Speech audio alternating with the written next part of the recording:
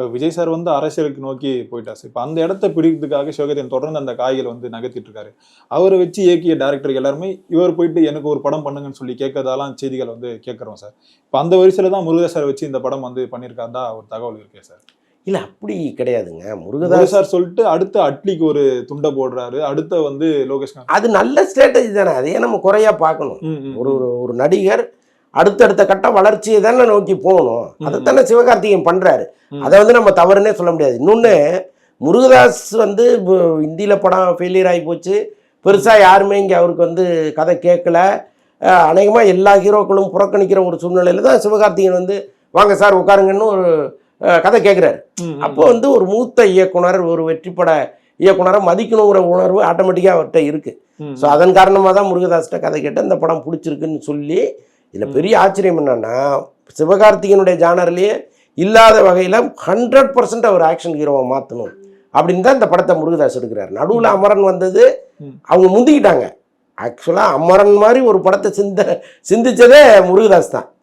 நீங்கள் டோட்டலாக body language மாறணும், டைலாக் டெலிவரி மாறணும், லுக்கு மாறணும், எல்லாத்தையுமே மாற்றினது, அந்த பாடி ஷேப்பே மாற்றினது முருகதாஸ் தான்.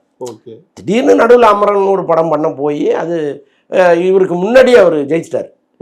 அதனால முருகதாஸ் ஒரு பெரிய உழைப்பை போட்டிருக்காரு. இப்போ சிவகார்த்திகேயன் சாரோட அந்த வளர்ச்சி இருக்குல்ல சார். இப்போ முருகதாஸ் சார் வந்து ஒரு ப்ரொடக்ஷன் கம்பெனி ஆரம்பிக்கும் போது அதில் ஆங்கரிங் பண்ணிட்டு இருந்தாரு. அப்போ இப்போ இவர் வந்து இயக்கிறார், இப்போ இவர் படத்திலே வந்து நடிக்கிறார்ல சார், இது எப்படி சார் பார்க்குறீங்க? அது சினிமா தாங்க அந்த மேஜிக்கை பண்ணும் எப்போவுமே.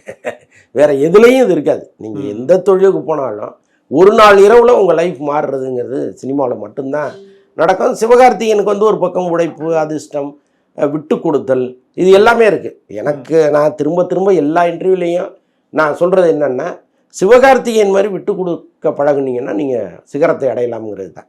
ஏன்னா ஒரு முறை கூட என் சம்பளம் தான் முக்கியம், என் படம் வந்தாலும் சரி வரலன்னாலும் சரி கொடுத்துட்டு ரிலீஸ் பண்ணுங்கன்னு அவர் சொன்னதே கிடையாது. கடைசி நேர சிக்கல் வரும். தயாரிப்பாளர் உள்ளபடியே கஷ்டப்படுறாரா? சில தயாரிப்பாளர்கள் கொஞ்சம் கஷ்டப்படுற மாதிரி நடிப்பாங்க, காசெல்லாம் வாங்கி கொண்டு போய் வச்சுட்டு ஐயோ பணமே இல்லைங்க எப்படி ரிலீஸ் பண்ணுறதுன்னு தெரிலமாங்க, ஹீரோ விட்டு கொடுப்பாரு. அதுவும் இங்கே நடந்திருக்கு.